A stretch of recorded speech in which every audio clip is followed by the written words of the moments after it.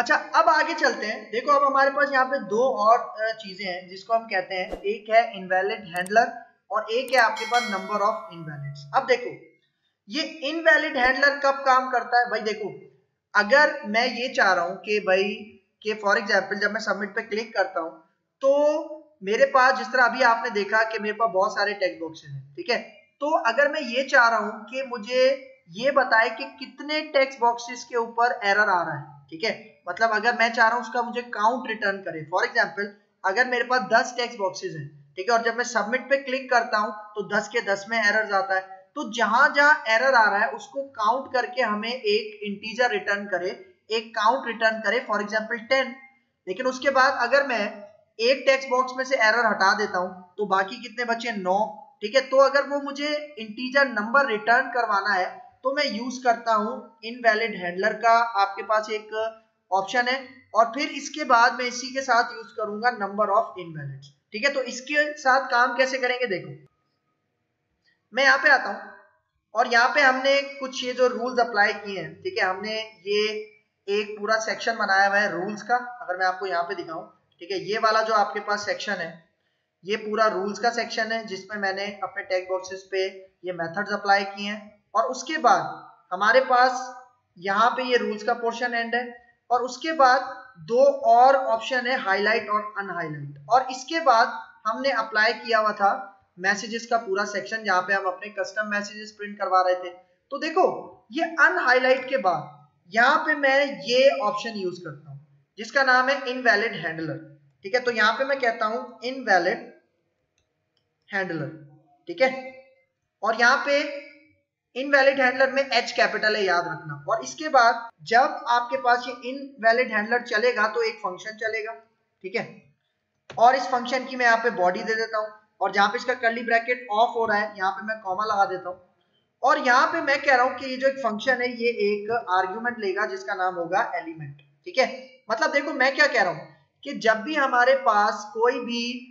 मतलब text box के अंदर एरर्स होंगे तो आपके पास ये इनवैलिड हैंडलर काम करेगा, और इसके अंदर मैं क्या कहता हूं, मैं कह रहा हूं एक मेरे पास जगह पे आप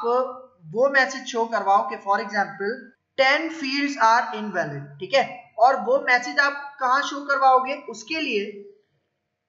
लिए मैं यहाँ पे अपने फॉर्म के नीचे, ठीक है, ये जो मेरा फॉर्म है इसी के नीचे मैं एक h2 का टैग बनाता हूं और इसको मैं आईडी दे देता हूं फॉर एग्जांपल समरी। इसका मतलब फॉर एग्जांपल मेरे पास 10 टेक्स्ट बॉक्सेस हैं, उसमें से 2 के ऊपर से मैंने एरर हटा दिया, बाकी कितने बचे, 8। तो इस h2 के अंदर हमें क्या मैसेज शो करवाए, 8 फील्ड्स आर इनवैलिड, सही है। तो ये काम करने के लिए मैंने यहाँ पे इनवैलिड हैंडलर बनाया, ठीक है। तो देखो यहाँ पे मैंने इनवैलिड हैंडलर बनाया है, तो अब मैं यहाँ पे क्या कहता हूं, पहले मैं उस h2 की आईडी गेट करता हूं, तो उस h2 को मैंने आईडी क्या दी थी, समरी, और अब मैं कह रहा हूं उसके टेक्स्ट के अंदर, मतलब उस h2 के टेक्स्ट के अंदर आपने क्या डिस्प्ले करवाना है, देखो मैं यहाँ पे इसके ऊपर एक वेरिएबल बनाता हूँ, ठीक है, और इस वेरिएबल का नाम मैं रखता हूँ वैलिडेटर, ठीक है, और इसके अंदर मैं अपने फॉर्म को गेट करता हूँ, ठीक है, और फॉर्म को मैंने आईडी दी थी form1, ठीक है। अगर हमने जब शुरू में फॉर्म बनाया था तो उसको हमने आईडी क्या दी थी, form1। अगर मैं आपको यहाँ पे दिखाऊं, ठीक है, देखो हमारे पास ये फॉर्म है और इसको मैंने आईडी क्या दी थी, form1, और इसी को मैं कॉल कहाँ पे कर रहा हूँ, इसी को मैं कॉल कर रहा हूं अपने इसके अंदर,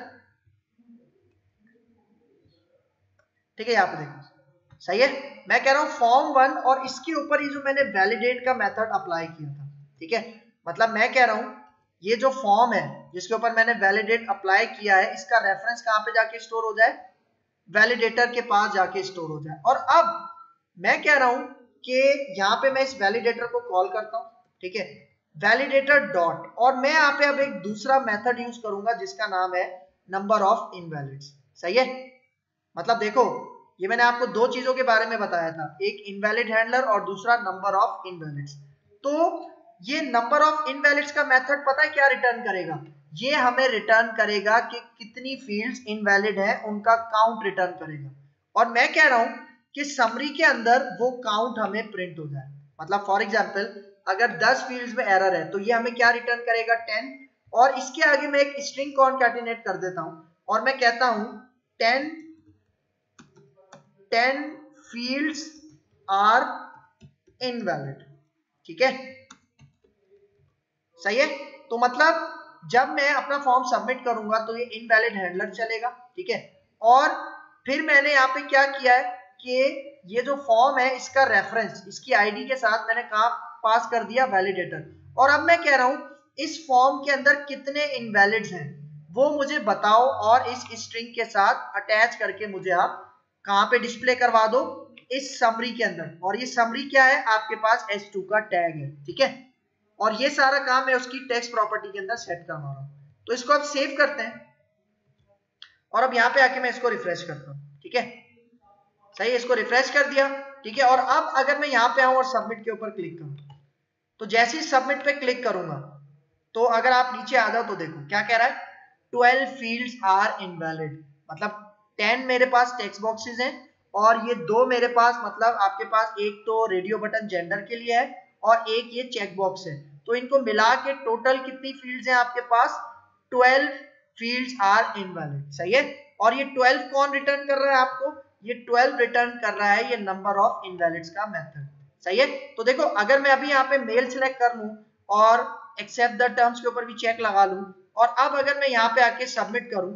और अब अगर आप नीचे जाओ तो देखो क्या दिखा रहा है, 10 फील्ड्स आर इनवैलिड, सही है। तो इस तरह का काम आप करवाने के लिए आप इसको यूज कर सकते हो, किसको, नंबर ऑफ इनवैलिड्स के मेथड को, ठीक है। अच्छा देखो एक चीज मैं यहाँ पे आपको बताना भूल गया, देखो यहाँ पे ये जो इनवैलिड हैंडलर का इवेंट था, ठीक है, इसके अंदर ये जो फंक्शन फायर होता है ये आपके पास चलता कब है, जब आपके फॉर्म के अंदर एक भी एरर फील्ड होगी, ठीक है, मतलब एक फील्ड में भी एरर आ रहा होगा तो ये इनवैलिड हैंडलर चलेगा, मतलब इसका फंक्शन चलेगा। लेकिन जैसे ही आपके पास सारी फील्ड में से एरर चला जाएगा तो ये इनवैलिड हैंडलर का इवेंट फायर ही नहीं होगा, मतलब अगर आपके फॉर्म के अंदर सारे एरर्स चले जाते हैं तो इनवैलिड हैंडलर के अंदर जो भी फंक्शन है वो फायर ही नहीं होगा, ठीक है। मतलब देखो ये जो आपके पास मेथड है इनवैलिड हैंडलर, ठीक है, इसके अंदर हमने एक फंक्शन कॉल करवाया और ये क्या कर रहा है, ये आपके पास ये वाला मैसेज क्या शो करवा रहा है कि आपके पास कितने नंबर ऑफ इनवैलिड्स हैं, मतलब कितने आपके पास इनपुट फील्ड्स इनवैलिड हैं, ठीक है, तो वो आपको ये बताता है। लेकिन अगर मेरे पास मैं अपने पूरे फॉर्म के अंदर सारे एरर्स को रिजॉल्व कर लेता हूं और कोई भी एरर नहीं होता तो ये इनवैलिड हैंडलर का फंक्शन कभी कॉल ही नहीं होगा, ठीक है, कॉल नहीं होगा तो इसका मतलब हमारे पास ये टेक्स्ट मैसेज भी क्या होगा, गायब हो जाएगा, ठीक है। तो अगर मैं यहाँ पे आऊं और आपको करके दिखाऊं, ठीक है, तो देखो यहाँ पे अभी क्या शो हो रहा था, 10 फील्ड्स आर इनवैलिड, ठीक है, क्योंकि मैंने ये रेडियो बटन पे चेक लगा दिया था और टेक्स्ट बॉक्स पे चेक लगा दिया था। तो अगर मैं अभी ये जितने भी हमने यहाँ तक काम किया है अगर ये सारे एरर मैसेजेस मैं यहाँ पे हटा दूं, ठीक है, और यहाँ पे ईमेल भी हम वैलिड दे देते हैं, ठीक है, पासवर्ड भी हम एक स्ट्रॉन्ग दे देते हैं, ठीक है, और यहाँ पे कंफर्म पासवर्ड भी सेम कर देते हैं, ठीक है, और यहाँ पे आके हम, ठीक है, कोई नाम दे देते हैं यहाँ पे, और यहाँ पे आके हम लेटर्स दे देते हैं, अल्फाबेट दे देते हैं, ठीक है, और यहाँ पे आके भी कोई अल्फाबेट दे देते हैं, ठीक है, और यहाँ पे आके भी अल्फाबेट में देता हूँ। यहाँ पे कोई वैलिड यूआरएल हमें देनी पड़ेगी, ठीक है, वरना ये एक्सेप्ट नहीं करेगा। तो मैं फॉर एग्जांपल कहता हूँ www.google.com, ठीक है, और इसके बाद मैं कोई भी यहाँ पे नंबर टाइप कर देता हूँ, ठीक है, ग्रेटर होना चाहिए, ठीक है। तो अब देखो, अब यहाँ पे देखो किसी भी फील्ड में कोई एरर नहीं है, ठीक है, कोई एरर नहीं है, इसका मतलब जैसे ही मैं सबमिट करूंगा तो ये पूरा जो टेक्स्ट शो हो रहा है ये गायब हो जाएगा। तो देखो जैसे ही मैं सबमिट पे क्लिक करता हूँ तो देखो फॉर्म सबमिट हो गया, और अगर आप नीचे जाओ तो देखो अब वो हमारे पास टेक्स्ट शो ही नहीं हो रहा, ठीक है, क्योंकि वो शो कौन करवा रहा था, वो शो करवा रहा था इनवैलिड हैंडलर, और इनवैलिड हैंडलर फंक्शन तभी कॉल करता है जब आपके फॉर्म के अंदर एक भी एरर मौजूद हो, ठीक है, अदरवाइज ये इनवैलिड हैंडलर चलता ही नहीं है, ठीक है। तो एक इसका ये पॉइंट है।